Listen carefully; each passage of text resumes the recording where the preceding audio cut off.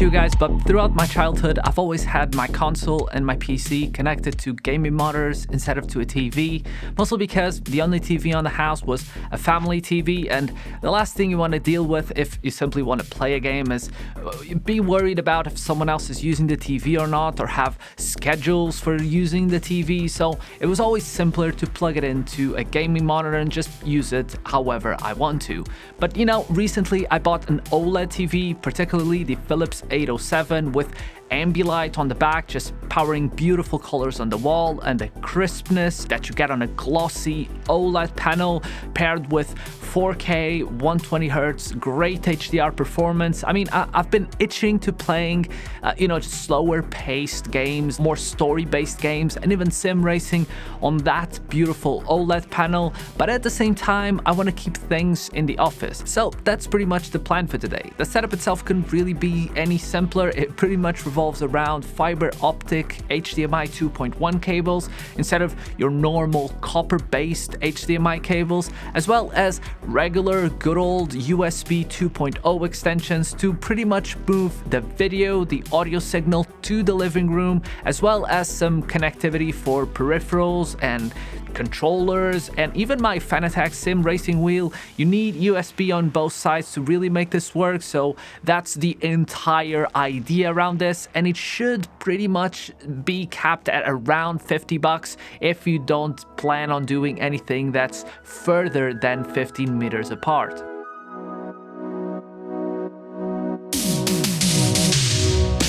On to testing everything, and that's very important before you route any cables on the walls.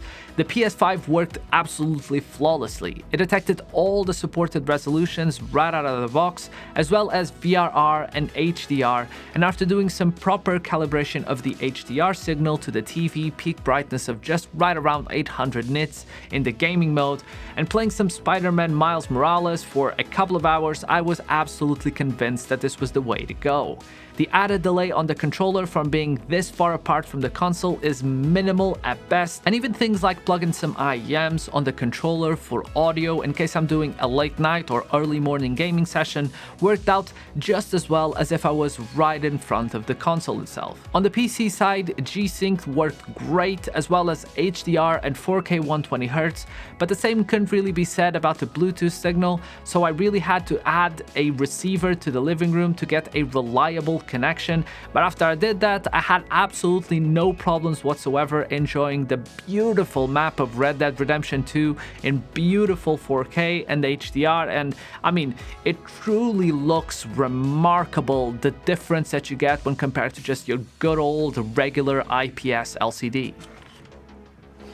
Okay, with all the cables tested outside and on the hallway, this is sort of the final arrangement and the final idea of how I managed to get the cables from here to the living room. So we are in the office. You see PS5 here on the corner. My setup is on that side. On the back of the PS5, the fiber optic HDMI cable comes out, goes down.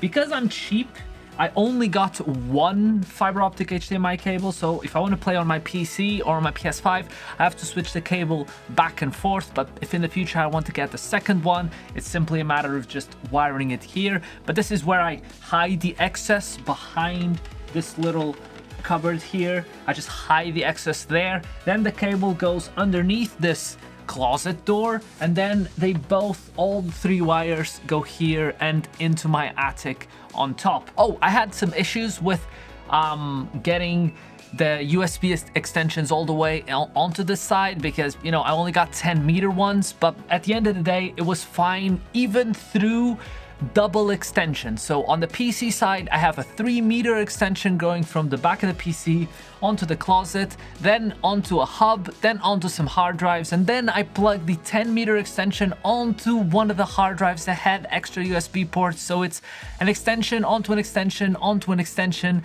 and the signal was flawless.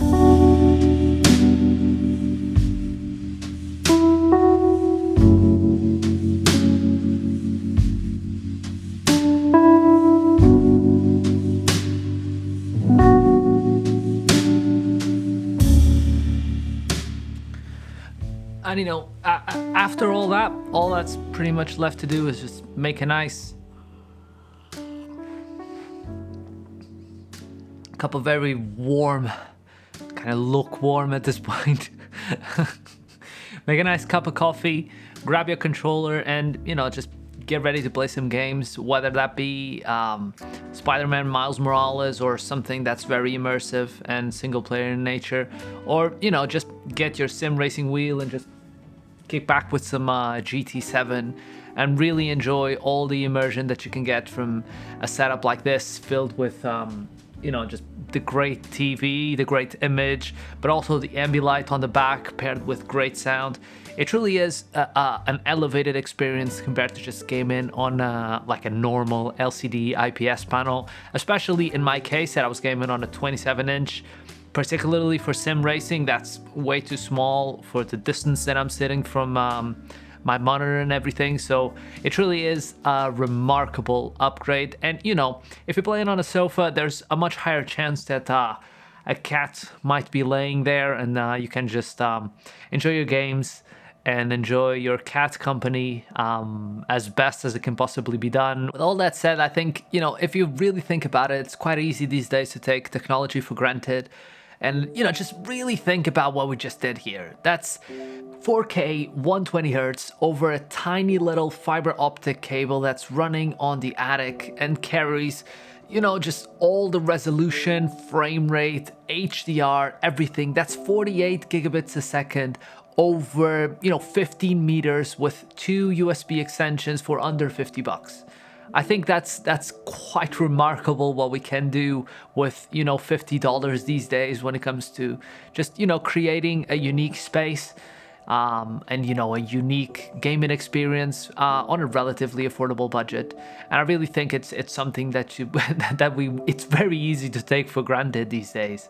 Also, just do keep in mind, this is my setup, everything will be dependent on, your house. If you have, imagine you living up on like a building with, 5 people living upstairs, 5 people living downstairs, there's much more interference. Here we only have a downstairs neighbor, so that's pretty much best case scenario. And, in a straight line, the PS5 is, I would say maybe 6 meters away from here. So the wireless works very well on the controllers, even for audio and everything, it works quite well. But if you're further away, or for example, like my house is in Portugal, it's brick walls. So in this case, it's 6 meters over 4 walls of plasterboard, and it works flawlessly. But I would imagine that if the walls were brick, this wouldn't work for the PS5, since you can't really extend the wireless range for the controllers. So you'll pretty much be limited to connecting the controllers via USB, which is definitely an option. And you can hide those cables, for example, under a couch cushion and just plug it in when you're seating. But it stops being this seamless and this perfect. So it's definitely something to consider. But you watched all this video from beginning to end. You're not even considering doing anything like this. You don't really enjoy the channel at all. You're just here for one very simple reason. You're just here to watch some feline action. And boy, recording this video, I recorded some cuteness for Mr. Gatsby. But yeah, a huge thanks for watching. I'm gonna finish this coffee before it gets impossibly cold, and then yeah, I'll probably play some games since everything's set up for the video, so why not? Yeah, a huge thanks for watching. If you enjoyed, never forget to just leave a like and maybe subscribe to the channel. We're gonna have in the near future a review of this TV, but mostly focused on a review of gaming on an OLED panel in general. And this one has a couple of bonuses with the lights on the back, but at the same time, it really is all about the OLED experience and everything that you can get in a setup like that. Right, I'll get out of your hair and go back to drinking my coffee. Okay, it's a bit further than usual. Bye.